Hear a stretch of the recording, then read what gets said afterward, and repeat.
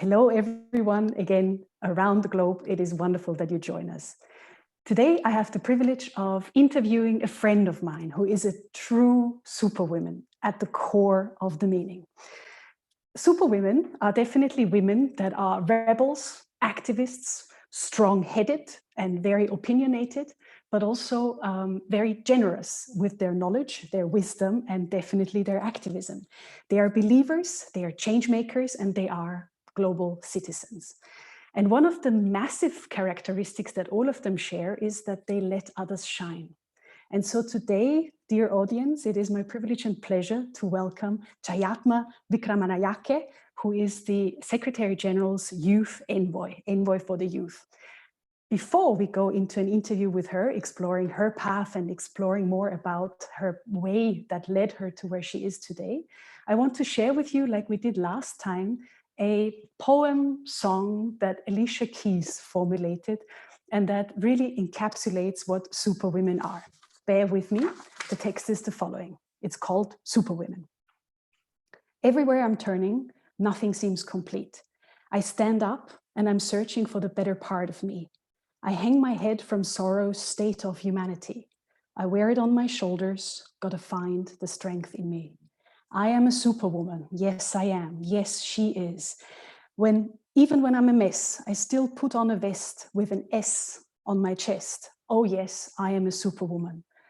For all the mothers fighting, for better days to come, and all my women sitting here trying to come home before the sun, and all my sisters coming together, say, yes, I will. Yes, I can. I am a superwoman. Yes, I am. Yes, she is. Even when I'm a mess, I still put on my vest with an S on my chest. Oh, yes, I am superwoman. So, Jayathma, after these wise words by Alicia Keys, I want to introduce you a bit before we really go into the questions. You have been appointed a UN Secretary General's Envoy on the Youth in 2017.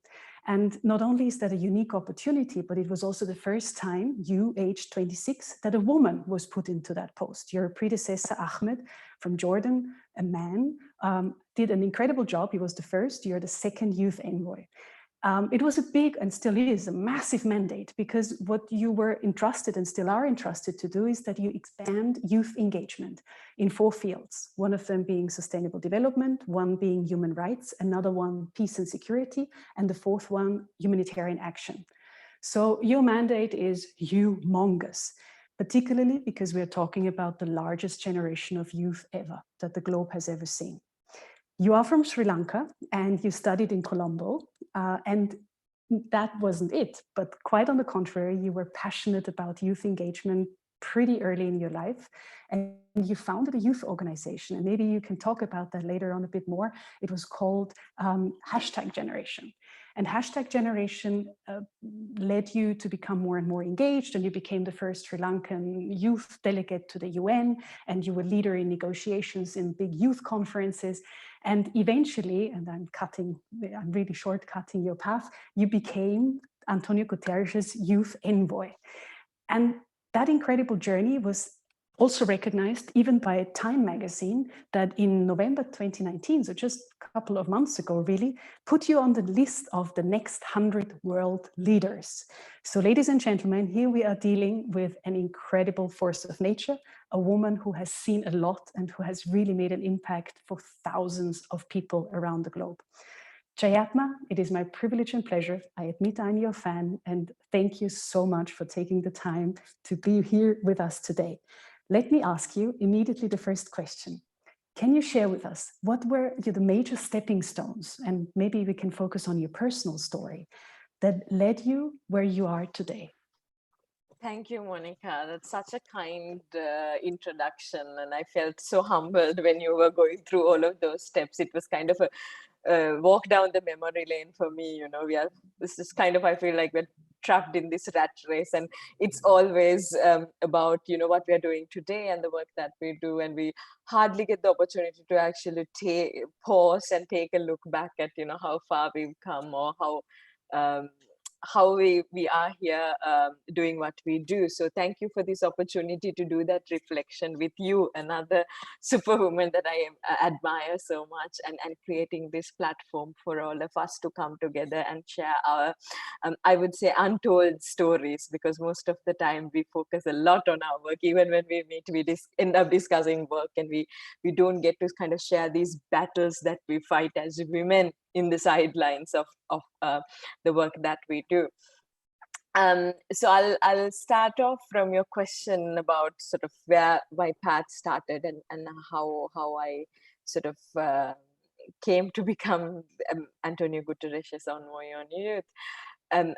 So I wish I had inspiring story to tell you, where, you know, one day I wake up and I have this, you know, vision where, you know, I need to save the world, or I need to change the world. But it didn't happen like that. It happened very gradually. The more I experienced issues, the more I learned about issues, the more I read about issues, the more I was educated about issues, the more knowledge that I gathered about the realities and the issues, the more passionate it made me, and the more informed it made me, and the more it told me that I had to do something about it. So finding that calling was not really something that happened overnight, but something that happened with, you know, being exposed to issues and being kind of, you know, submersing yourself in those issues, that sort of helped me identify what my passion was. A big part of that, I think, is also because I was born to a country that was going through a conflict. So Sri Lanka was experiencing a 30-year-long conflict, and actually 19 years of my life I lived in that conflict, even though the conflict didn't have I can't say it didn't have a direct impact, because it happened in my country, and it had an impact in everything we do, from, you know, our schools to a day-to-day lives, to a lot of um, civilians and people of all nature, you know, losing their lives and properties, and really seeing how innocent people die because of mistakes made by mainly politicians and people who are in power, is something that kind of, you know, helped me understand the kind of grave injustices that exist within our systems.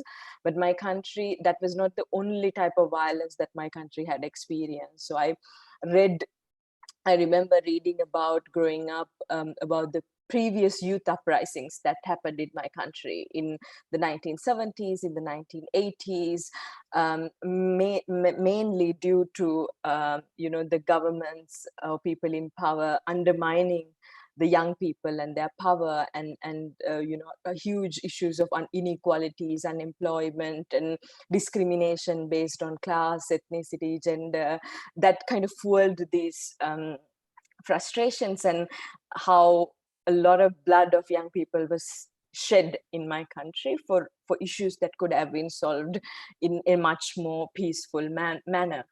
And I remember when I was in 8th grade, so I was 13 years old, I wrote a poem to a newspaper about the war.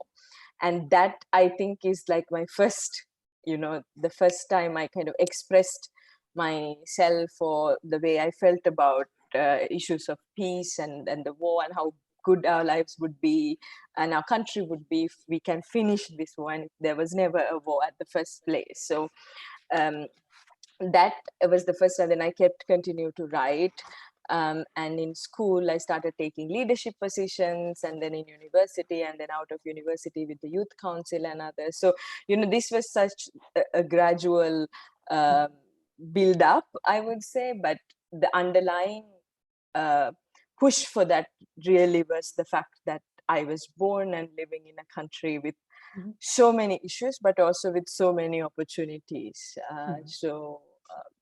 That's where I find that amazing. What led you to the idea of #generation?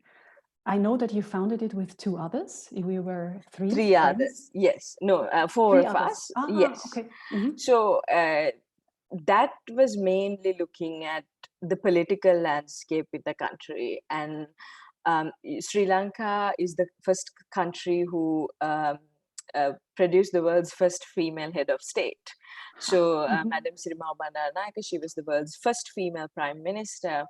But when you take our parliament and the local legislatures now, female representation is less than 5% in the parliament. Actually, but it was in the previous, we just have a new parliament, so I don't know the statistics for this one, but I know that it's not better than the previous one. And the previous one was only about 5.2. And in the local government, it's about 1.2, which is very, very low.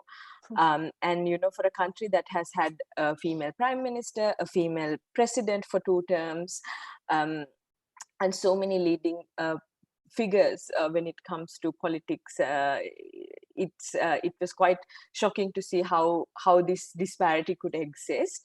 And then youth representation is even more less when you look at the legislature.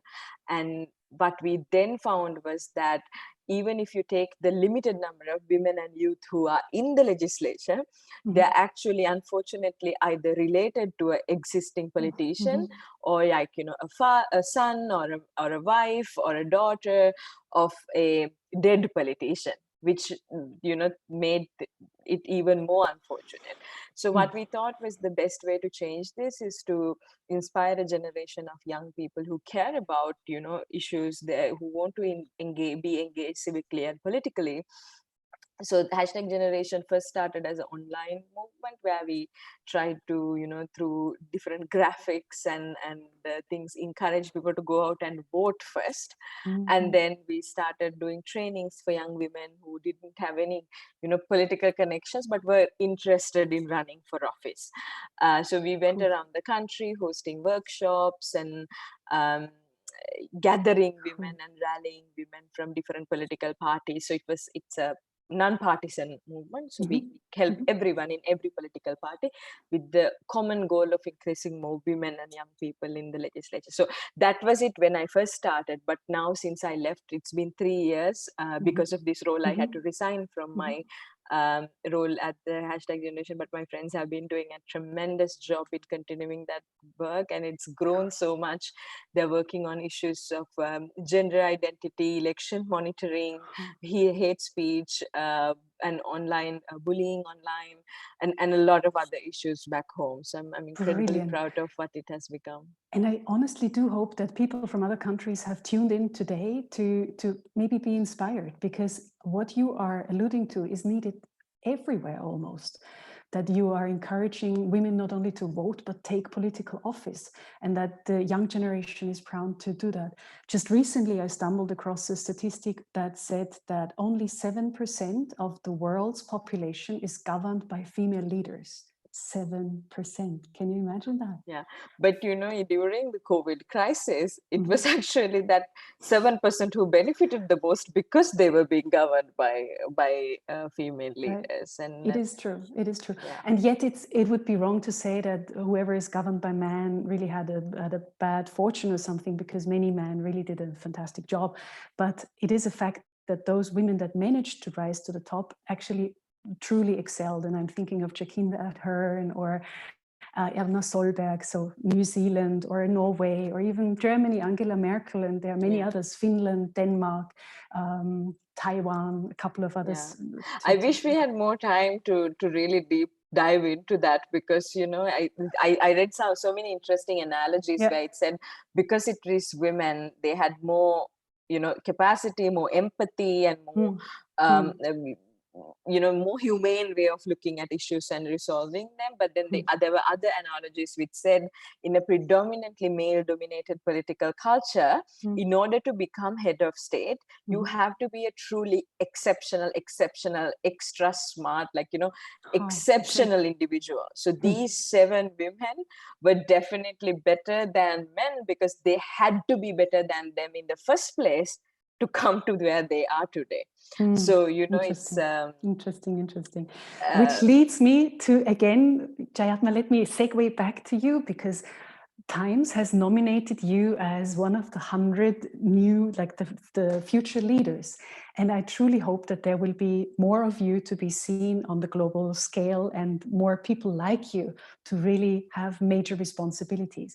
Maybe you can shed a light to our audience about the how did you come to where you are today? We have now tackled sort of a bit of your way to come to the UN, but really tell us more about your professional path. Yeah, I mean, this is a very common question I get. If you look at my Instagram, every day Oh, I get really? Oh, my. questions from young people asking, what is your career path? How can I become an envoy? What should I do? What should I study? What courses should I do? These are very common questions that I get every day. Okay. And, I mean, I sometimes feel embarrassed that I don't have a direct answer to give, because I myself didn't plan to be here. It's when I was in high school, or even when I was in the first years of my university life, my job didn't even exist. So how can you prepare for a job that doesn't exist and plan your career, right? So I think it's going to be the reality for many young people today who are in school and university. Our world is changing so fast. It's so difficult for you to have, like, say, this is what I'm going to do in 5 years and 10 years and 15 years, and those like old templates of, planning for your life and your career. And I think the best way you can plan for your future is to have the right skills that you need to be able to adapt to the changing realities, and to have a constant mindset of learning, and identify what really you want to do with your life and what you want to do with your career. So for me, as I said, while I was in university and school, and since I was very small, I had a passion for politics. I had a passion for civic engagement, for political participation, for basically to resolving issues of social injustice. So that is how I didn't plan, but rather that is how I took that path that led me here. So when sort of this hashtag generation and a lot of the youth work that I did before that, they were all voluntary, unpaid, work that I kind of did on top of everything else that I was doing. So the job that I did, my first job was actually working for a non-profit. I worked as a youth engagement officer that is also on political participation in a non-profit organization, and I led on a project called Sri Lanka Youth for Democracy. So out of the 16 political parties that are in the parliament, we brought together young political leaders, one man and one young woman from the youth wings of those political parties, to introduce a political culture of dialogue to the next generation of political leaders. Wow. So then I was doing that work for a while, and then I saw an opening at the Parliament of Sri Lanka. So there was this competitive exam that I had to write to, and then I became the most highest. I ranked the highest in the entire country in that exam. So I was recruited to the Parliament, and I served as the special assistant or the secretary to the Secretary General of the Parliament of Sri Lanka for about a year. And then I really enjoyed my work there, because it really gave me a lot of insight to, it's one thing to be outside of the system and criticize the system, but then it's another thing to be inside the system and identify what could be better, and, what are different entry points for opportunities. So I enjoyed a lot understanding the politics and dynamics of the parliament and the political system in the country during my work at the parliament. And then I gradually and then there is, when you are in the civil service of a country, there are certain steps you can take. So there is a civil service entrance exam, which I then faced. And again, in the English medium category, I ranked #1 in the country. So I've been a nerd.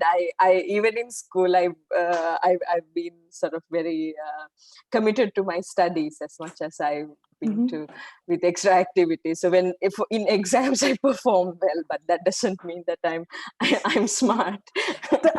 Don't put your light under it. No, don't be too humble. You have all the right to claim that you are amazing. She is. But yeah, so so I passed that exam, and then I was serving as a civil service officer. So what I wanted was, throughout my career, to be a public servant. So if I had chosen and stayed in that career, I chose that career. So if I had stayed in that career, I would have become a director of a public service department in my country, and then probably like a government agent, which means people who like serves the people in the rural communities. And then later on become a permanent secretary or a state secretary of a ministry. So that was kind of the path that I wanted to take. But when this opportunity opened, so many youth organizations that I had worked with before encouraged me, or rather nominated me. I didn't apply for this position, it was by nomination. So I was nominated to this position by youth organizations that I had worked before, and this opened up, and then I got a call one day from the Secretary General saying that after so many interviews that I was selected for this position. So then Incredible. I saw this as an opportunity, like, what I wanted to do in Sri Lanka to change that political culture and serve people in communities. I figured that now I can do it in a global scale, and with this power and influence, perhaps I can influence so many more people in so many more countries to do the same. And I jumped on that opportunity and I said yes. Which is so cool, because what you have achieved already, you recently celebrated, I think, your 3rd anniversary, right? And what you have achieved in these years is really incredible. Just observing what you did during the COVID phase is already quite something, but you are associated with establishing the Youth Skills Day. So you are definitely instrumental to have made this major leap.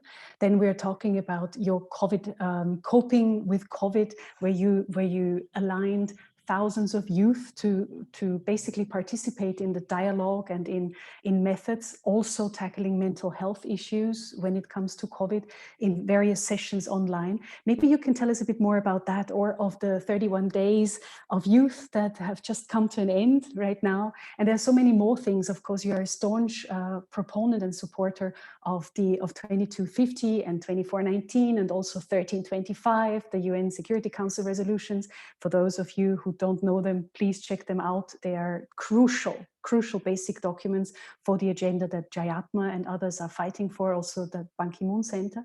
And one last comment before I let you comment on all of this is, you held an incredible statement at the UN Security Council just recently in April 2020 in the youth session, where you basically made the plea of understanding that youth is often now in COVID times branded as the irresponsible ones that are spreading the disease and that are going to parties. And you turned the argument beautifully, very eloquently, so that the hair stood up at the back of my neck, saying, but think about all of the youth that worldwide is at the forefront of fighting the disease. And you named examples from Kenya to Jordan, from Haiti to Sri Lanka, where youth is at the forefront in health and in education, in community health. So, and this is just in a nutshell the past couple of weeks of your tremendous efforts. Maybe you can shed a bit more light on what you think is most important. Yes, I mean, I think, Monica, that is exactly my job, to re-establish the narrative of young people as a positive force of change and as a resource, not as a threat or a liability.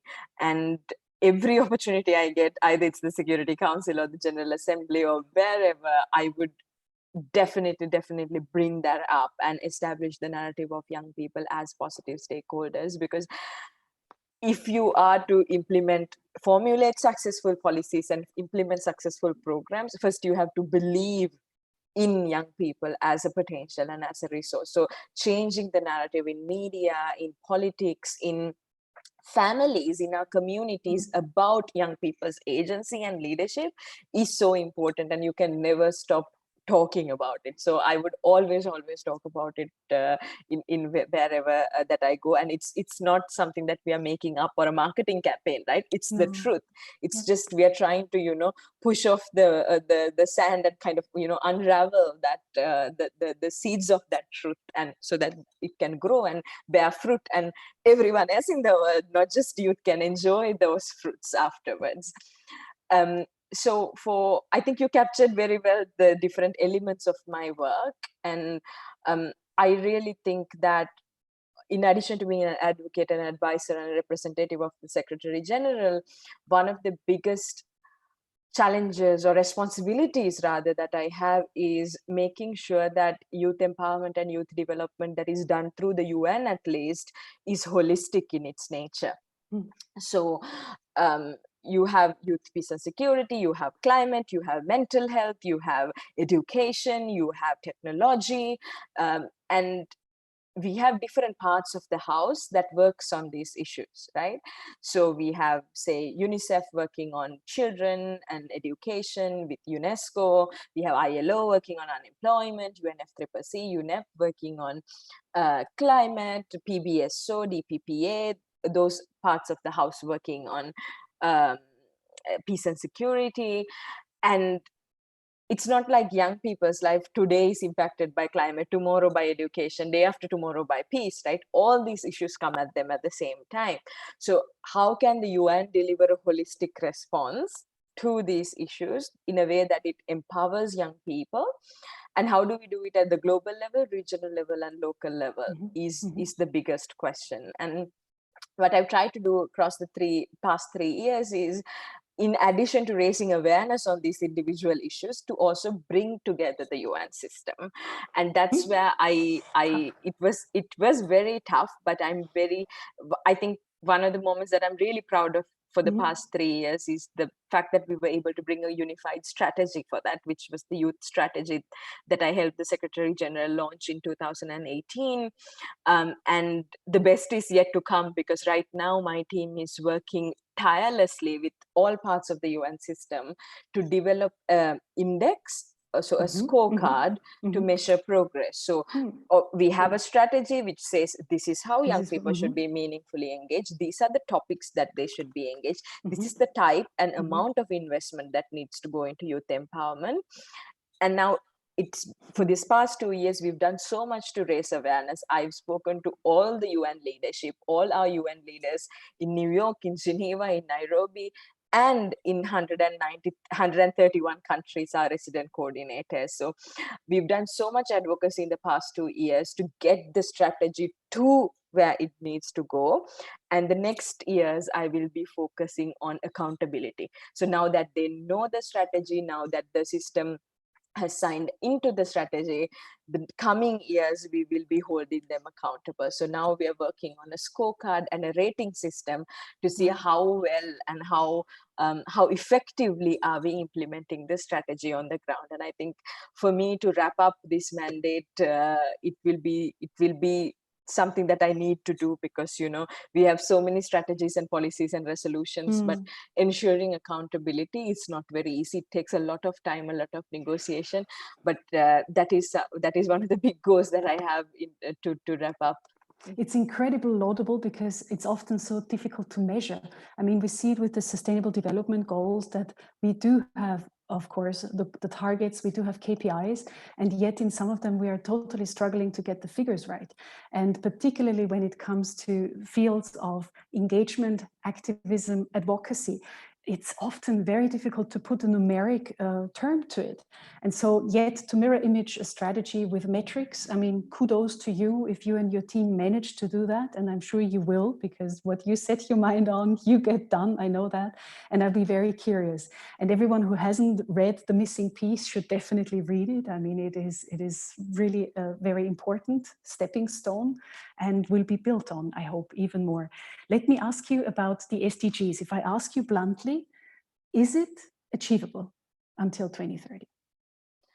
I think SDGs are achievable, and it was achievable when we signed up to them in 2015. But at the rate we are going, I'm not sure if we will be able to. I think if we can put the resources, the political commitment behind it, and really consider coming out of COVID-19 and our recovery and rebuilding plans, and base it on the SDGs, I think we will definitely be able to propel ourselves into achieving the goals, and really making those recovery investments in a much more sustainable way. That, for an example, instead of now for economic growth supporting and facilitating fossil fuel, we can create this opportunity for renewable energies, through which also creating new jobs for the many young people who are now unemployed because of the crisis. So I see a lot of opportunities coming out of the COVID-19 crisis as well, if our member states put their money where the mouth is and put the political commitment where it needs to be. I think it's still possible, and I think we should be still optimistic. I'm a stubborn optimistic, so I still believe until the last day that it can be done, and I still think that we do have the potential to achieve the SDGs if we are equally committed. I love that. Jayathma, I love that about you. You are definitely the optimist. You're the positivist. Let me challenge you with something that we have already tried in our first Superwoman episode with Aya Chebi, who is a common friend of ours. We call it the word wrap, but actually that's probably not the best term for it. It's something like a lightning round. So I will give you half of a sentence and I will ask you to complete the sentence. Be spontaneous, do it however you would like to do it. So my first sentence for you would be, if I ever go to prison, then for? It will probably be for doing something like sort of that a government doesn't like. I'll probably say something or do something that a government doesn't like. Good. Yeah, it will probably be arbitrary detention. Oh, Aya was very funny answering this one because she said, I have already been to prison. So I already went to prison. Well, okay, for you. Good Lord. Okay, next one is, if you were an environment minister. So if I was an environment minister, I would definitely not produce subsidies for fossil fuel. I will not build new coal power plants. I will invest in renewable energies. I will change my nationally determined contributions to match the Paris Agreement. Brilliant. I want you to be environment minister. Next one is, I have secrets about. The way that I feel about certain leaders and governments that I can't speak publicly about. Okay, fair enough. We make our own conclusions. Next one is, when I check into a hotel, I write down in the field of occupation. Sometimes I put diplomat. Yeah. I just realized actually most of the times if I'm traveling for work, I will not be doing that because someone would have done it already in the place that we go, because UN on the ground facilitates that. But yeah, I would put diplomat, but in certain cases, okay, now I'm being very serious, but in certain cases, the UN tells us in advance not to put that we are working for the UN in the public forms, because in certain places it can be a security threat. So it will depend on where I am. But that is fascinating, and I'm sure many listeners don't have that kind of perspective. Okay, a more private sentence to conclude with. It's not yet conclusion, no, just my husband calls me. He has a lot of names that he calls me. Share one. He calls me like Anna. I don't know if it's like those words are from my language, and it's just this. It doesn't mean anything. It's like some endearing blah blah blah word that he makes up. Just it doesn't mean anything. Okay. Or sometimes he calls me like Teletubbies or Gingerbread Man or the television characters that he affiliates me to. So yeah. That's very cute. And I already commented on, like, before we had this interview, I commented on the Buddha that is residing on your shelf, and I love that it gives the peace and calm and quiet to the space that you are currently confined to, working in COVID times. So yeah, much noticed, I guess, in many countries in the world, because you're giving your Zoom conferences from that spot. Okay, next sentence. I cannot understand that. I cannot understand how people who are elected to public office by citizens could act against the interests of the citizens. Mhm. Either when it comes to, sort of issues regarding to peace and security, or climate, or um, some of the issues that are directly an existential threat that affects people's lives. Sometimes elected leaders completely ignore what the public is saying on the streets, or well expressing themselves, but choose to do something completely different to serve their personal interests. So, the whole idea of democracy and people voting you in is the hope that you will represent them and their values and ideas when it comes to policy making. Right. But the fact that you choose to do something completely different to that, I don't understand. Where is the social contract then? Fine and fair. Which is your favorite book right now? So my favorite book is? It's very difficult to say one. I have a couple of favorite books, but these days I'm reading this book of poetry. It's in my language. It's I like what reading. What is the title? It's called Tharu Lakuna, like the guiding star, something like that. I like reading poetry, but mostly in my language. But I like political thriller. I like psychological thriller. I recently also started reading some sort of contemporary philosophy by Alan D. Button. So here and there, I read anything actually. Yeah. Very cool. And one more. The best piece of advice I ever received was? Actually, I haven't received a best piece of advice, but I have received a worst piece of advice, which I know that I will never implement in my life. So I do the opposite, actually. Give it to us. So someone told me once, the best way to get something done is to do it yourself, right? So I don't believe in that. I think a power of a leader actually lies in the power of delegation.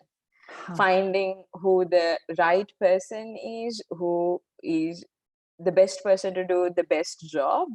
And the leader's job is more or less to give the direction and the vision and trust the person to do it, and kind of coordinate and bring all of it together. So I've suffered from people micromanaging me, and so that is something that I don't like to do. So I always believe in the power of delegation and the understanding that I'm not an expert of everything, because for an example, my mandate, I'm not an employment expert, I'm not a climate change expert, I'm not a peace and security expert, but I'm a coordinator and I'm an advocate and I'm a leader. So I delegate those technical and specialist tasks to people who are actual specialists, and in my role I bring them together. So I very much go against that advice that somebody gave me to say, if you want something done, do it yourself. No, I actually delegate it to people who work for me, or who I know that will do a good job. That is super interesting, and actually triggers in me that picture we gave in our, it was a lecture at school, that we got a little toothstick, each of us, and we were told, try not to break it and give it to someone else, entrust it to someone else for them not to break it. And people were breaking it out of despite.